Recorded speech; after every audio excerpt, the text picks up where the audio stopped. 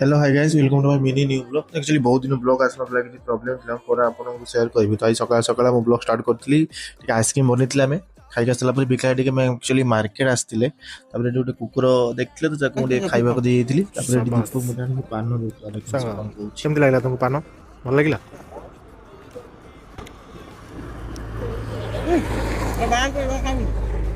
କ'ଣ ପାଇଁ? ଯାହା ଲାଗିଲେ ସାଙ୍ଗ ମୁଁ ଖାଇପାରିବି, କିଛି ଅସୁବିଧା ନାହିଁ।